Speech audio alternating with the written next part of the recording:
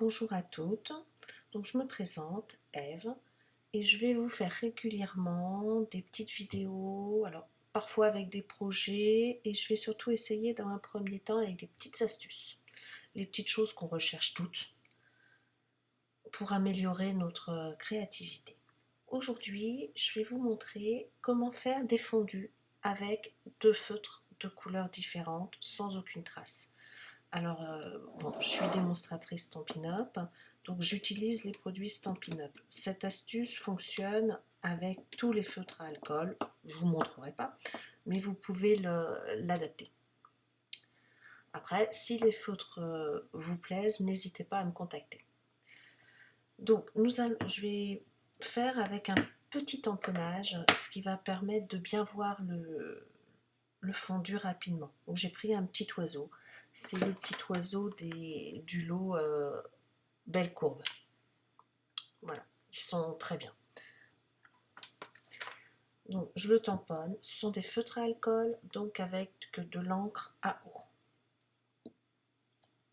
On va en faire quelques-uns pour faire plusieurs essais avec des couleurs différentes.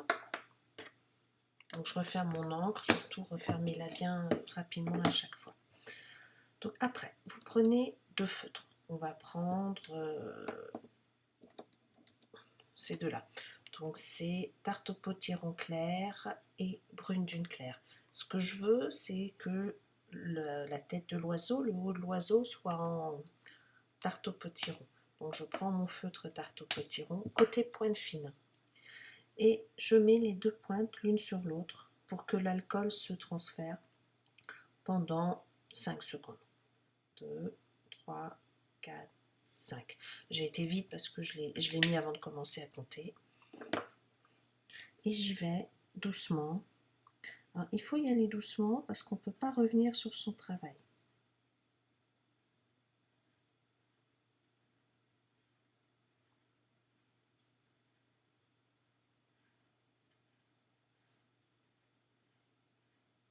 J'ai peut-être pris des couleurs qui n'ont pas assez de différence, mais vous allez voir de près, c'est très joli.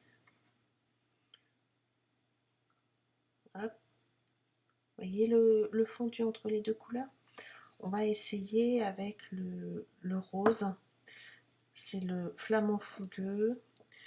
On va faire rose et vert, ce qui est très fortement improbable. Mais ça peut permettre de bien voir les différences de couleurs. Toujours des pointes fines. Et je veux que ça commence par du rose. Je mets mes deux pointes, l'une contre l'autre.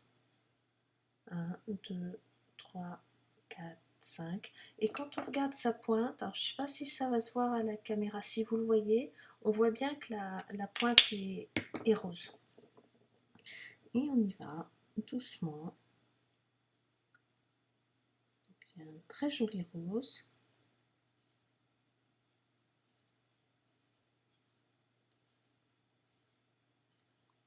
Alors mon oiseau n'est pas assez grand pour avoir le temps de récupérer le beau vert. Donc ce que je fais pour qu'il récupère bien et que ça reste, je prends une feuille de brouillon pour nettoyer mon feutre. Comme ça, là, il a récupéré sa belle couleur. J'ai oublié la petite queue. Voilà. Alors après, on peut le faire avec le plus foncé, justement, de tout à l'heure. Tarte au potiron et brune dune foncée. Toujours les pointes fines. On y va. Hop, je commence par le tarte au potiron en premier, c'est ce que j'aime. 1, 2, 3, 3, 4, 5. Je vais essayer de ne pas le laisser trop longtemps, comme mon motif est petit.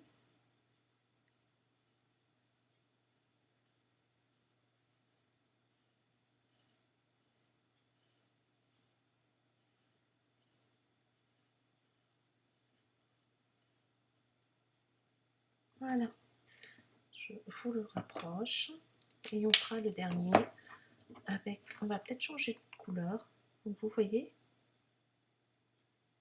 C'est très fondu et très joli. On va faire un essai pour le dernier avec deux couleurs béguin bleu.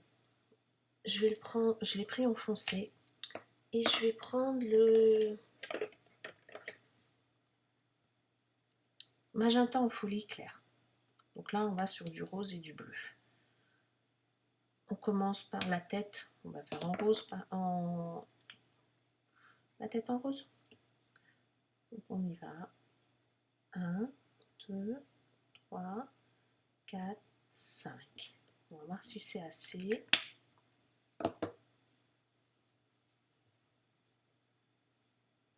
Oh, le rose est très très beau.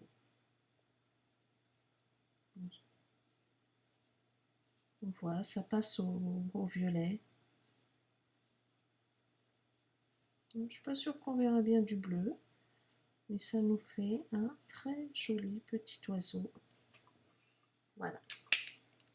Alors, comme j'étais pas passée au bleu, sur mon papier brouillon, vous voyez comment la couleur elle passe. Je nettoie mon feutre de manière à retrouver mon encre bleue. Voilà, je suis revenue au bleu, donc je range mon feutre. Voilà, j'espère que cette petite astuce vous a plu.